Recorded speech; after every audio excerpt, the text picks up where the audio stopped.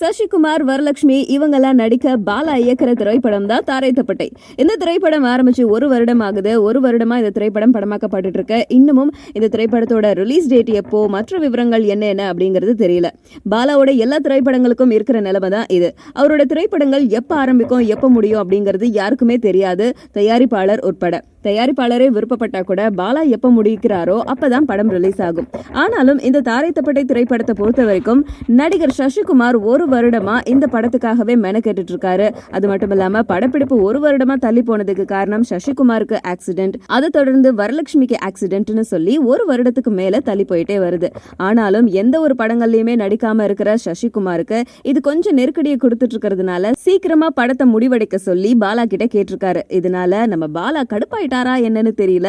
தன்னோட தயாரிப்புல நடந்துட்டு இருந்த இந்த திரைப்படத்தோட தயாரிப்பு வேலைகளை சசிகுமார் கிட்டயே ஒப்படைச்சிட்டாரு. சோ சசிகுமார் அவரோட முயற்சியில படத்தோட கடைசி ஷெட்யூல பிளான் பண்ணிருக்காங்க. கூடிய விரைவில் இந்த திரைப்படம் முடிச்சு போஸ்ட் ப்ரொடக்ஷன்லாம் ஆரம்பிச்சு படத்தை சீக்கிரமா வெளியிட போறோம் அப்படின்னு சொல்லியிருக்காங்க.